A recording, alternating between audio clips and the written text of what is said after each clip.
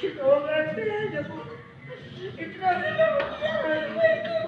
پتہ نہیں مجھے باہر رہنا چاہ رہے تھے. میں گورنمنٹ سے بیٹھ رہی ہوں. میں سب کچھ برداشت کر کے یہاں آ گئی. کوآرڈینیٹر. اس کے علاوہ ڈاکٹر ہونے کے علاوہ میں ایک وکیل بھی ہوں. امریکن کوالیفائڈ LLM کیا میں نے باہر سے USA سے, اور ہائی کورٹ کی اس وقت پاکستان کی بیرسٹر ہوں. اس کے علاوہ میں سب سے پہلے میں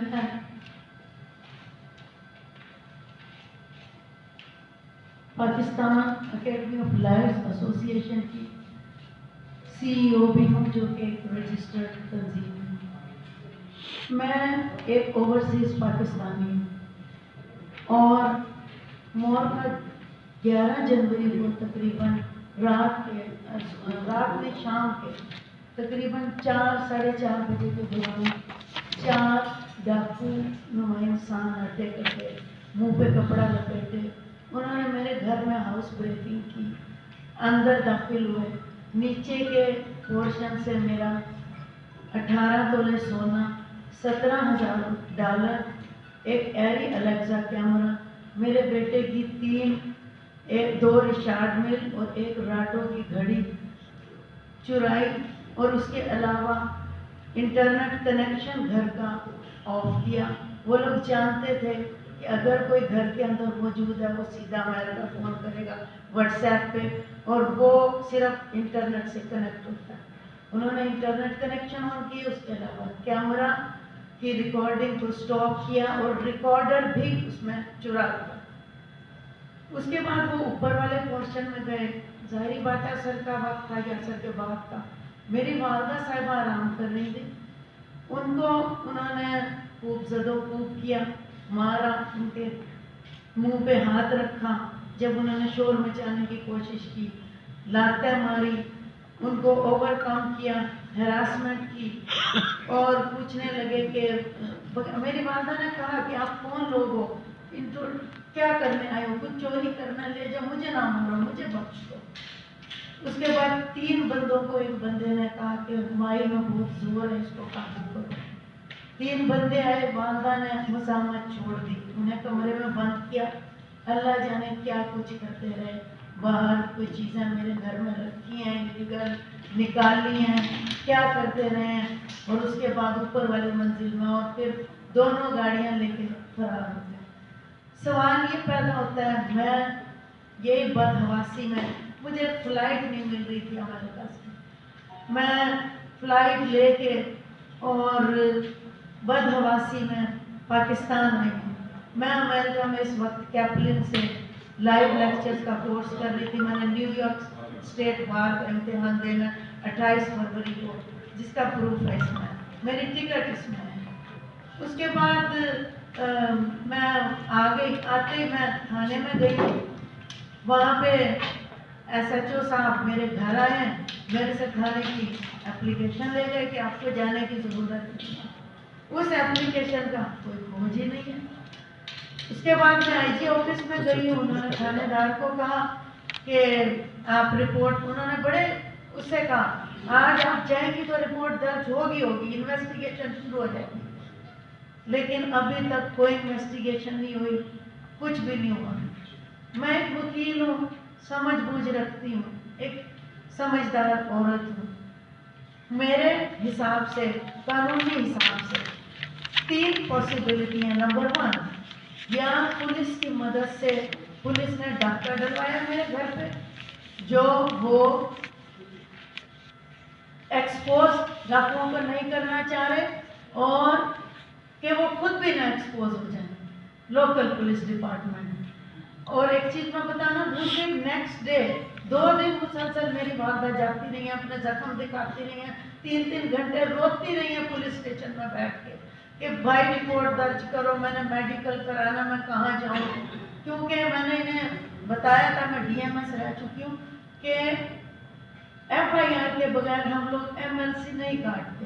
میں نے ان کو کہا جائیں قانون کے مطابق MLC کٹوائیں, لیکن किसी ने जब FIR दर्ज करने की वो ही नहीं की तो फिर कौन सुनता मेरी गरीब वालदा की? इनकी कौन सुनता फरियाद? 75 साल बूढ़ी वालदा जो निढाल है इस वक्त, कौन सुनता इनकी? उसके बाद मैं गई हूँ SHO थाने में गई हूँ रायगंज में, वहाँ पे कोई ASI मिला, उन्होंने फ़ोन किया, किसी को नाम लिया, कोई राना तनवीर है AVLS डिपार्टमेंट से, उनका जी फ़ोन आया है तो उनका नंबर दिया कि जी आप इनसे बात कर लें।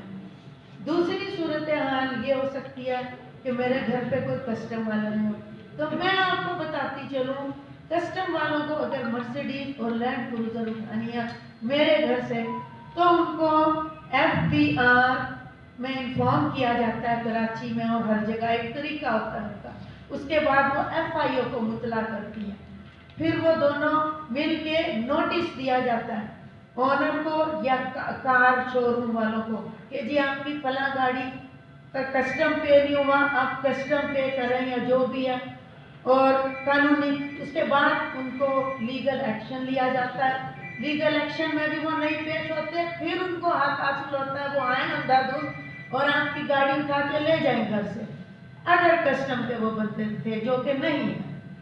तीसरे नंबर पे, ये मैं एक वकील होने के नाते आप लोगों को कवानीन की रोशनाई करवाती हूँ।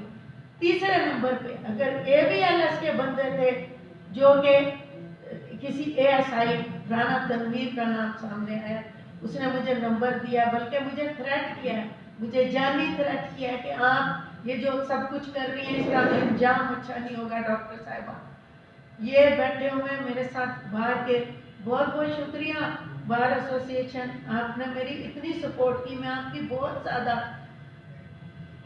शुक्रगुजार हूँ। आपने मुझे कंधे पे मुझे सपोर्ट किया। तो जी वहाँ पे ऑफिस में राना तनवीर साहब फरमाते हैं कि मैडम को रोकें, कोई कानूनी चाराजोई ना करें, कोई हमारा बदनामी ना करें, हम AVLS वाले, आप हमारे साहब को नहीं जानती, आप उनकी इंटरनेट में खोल के देखें स्टोरियाँ, वो किस किस सियासी पार्टियों से उनका ताल्लुक है।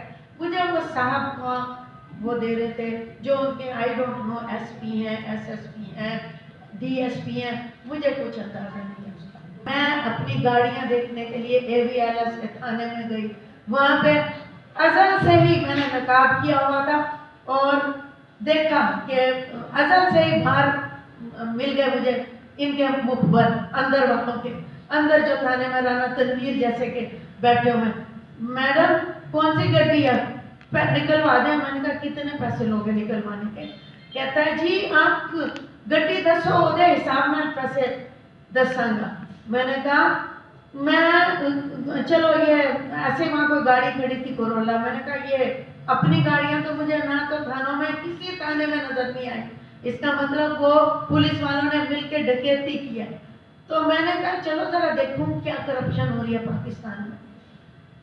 एक्चुअली पाकिस्तान में नहीं, उस स्पेसिफिक AVLS डिपार्टमेंट में। तो मुझे कहने लगे कि मेरा अंदर से ताल्लुक है, आप ये ना समझे। मैंने कहा तुम्हारे पास तो साइकिल है, तुम कैसे मेरी हेल्प करोगे? कहता है मैडम असी उन्हों के अंदर दे बंदे है, असी लैसा 7 लाख रुपए साहब ताड़ी है गड्डी बाहर कट देंगे। तो मैंने कहा नहीं मुझे, और बाहर निकालने के बाद तुम चेक नहीं करोगे? कहने लगे नहीं जी, यहाँ से आपके घर तक चली जाएगी, कोई चेक नहीं, घर तक भी सॉरी उस चौक तक, यहाँ से निकलेगी अगले चौक तक, उसके बाद हमारी कोई जिम्मेदारी नहीं होती। मैंने कहा ये क्या बात हुई? फिर तो आप करप्शन कर रहे हैं, गाड़ियाँ लाते हैं, ऑनर्स को ढूंढते हैं, उनसे भत्ता लेते हैं गाड़ी निकालने का, वो ऑनर की किस्मत है वो चौक से क्रॉस कर पाता है या नहीं, और फिर दोबारा ले आएंगे। ये ऐसा हुकूमत सोच ही नहीं सकती, मैं मान ही नहीं सकती कि मेरे मुल्क पाकिस्तान में इतनी धांधली हो, मेरे IG पंजाब पुलिस को पता ना हो, SP AVLS को पता ना हो। मैं इल्तमास करती हूँ गवर्नमेंट ऑफ पाकिस्तान से, जो कॉन्स्टिट्यूशन संभालती है, सुप्रीम कोर्ट के चीफ जस्टिस से, हाई कोर्ट के चीफ जस्टिस से, सब जस्टिस से, सब बार काउंसिल से, कि ऐसे कवानीन की शदीद मजम्मत करें, पुलिस के रवैये की मजम्मत करें। मुझे जानी तहफ़्फ़ुज़ दिलाएं, मुझे हर किस्म की कानूनी हरासमेंट से बचाएं। तो हसब नसब पूछती है, नरम को नसब पूछती है। उसकी छाँव सबके लिए वो ये भी नहीं पूछता कि कितनी देर इस छाँव में बैठोगे, कहाँ से आए हो और कब चले जाओ। बराए करम मैं तमाम मरदानी इख्तियार से मुल्तमिस हूँ कि डॉक्टर साहब इस सिटीजनी के लिए कोई भी इस तरह के इवेंट से जो मुतासर है, उसके जो ह्यूमन राइट्स हैं एज ए पाकिस्तानी, वो हम सब के एक है। किसी को कोई अनड्यू फौकियत नहीं आ सकती मुल्क में, सबके राइट्स है। हम सब पाकिस्तानी, कोई किसी भी रिलीजन से ताल्लुक रखता है, उसके राइट्स बिल्कुल जैसे मेरे हैं, आपके हैं, उसके भी वैसे हैं। बराए करम अपने उनके इदारों में जो हमारी हुकूमतों को बदनाम करते हैं, जो हमारे राइट्स को अनड्यू तरीकों से मजरू करते हैं, उनका हिसाब लिया जाए। कौन देगा हिसाब? किससे इंसाफ मांगे आप? कौन मुंसिफी देगा? तो गॉड से मेरी तमाम मरदान इख्तियार से गुजारिश है कि ये पार्टी सेक्रेटरी सब ओवरसीज के बेचारी, मेरी इनसे बड़ी दहाइयों से मुलाकात है। इसी जमाने में इन्होंने ये जो शोबिज़ में भी इनका थोड़ा सा ताल्लुक रहा है। इन्होंने ये कहने वाला जिन हमारे मुल्क का बड़ा रिनाउंड एक सीरियल था, उसमें इन्होंने रोल भी किया था, मैं भी था उसमें। तो तब से इनसे कैबिनेट है ना, ये बड़ी अपनी ज़मीन से जुड़ी हुई खातून है, एक बुजुर्ग खातून।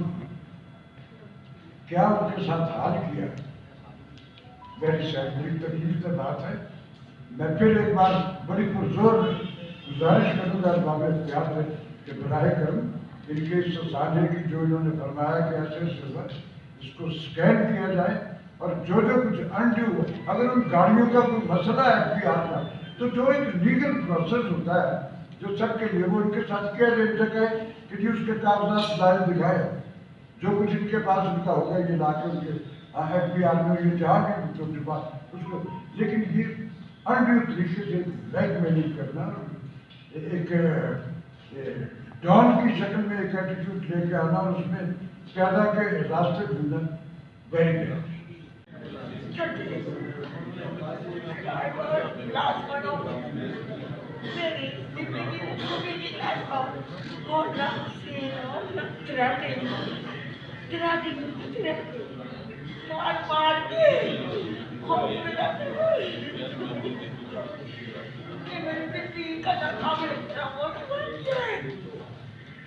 कुछ लोग ऐसे हैं, सारे अच्छे लोग हैं, बस सब बना इसी तजस्सुस में रहते हैं। तो वो उसका काम पेशा यही है कि वो बदनाम करे पाकिस्तान को। बहुत अच्छे लोग हैं, बहुत अच्छे लोग हैं, लेकिन कुछ लोग ऐसे हैं जो इतना पता नहीं मुझे बाहर रहना चाह रहे थे। मैं गवर्नमेंट से बैठ रही हूँ, मैं सब कुछ बर्दाश्त करके यहाँ आ गई। अल्लाह ने मुझे इस काबिल के वजह नहीं पकड़ के मिलती कि मैं गवर्नमेंट से बैठी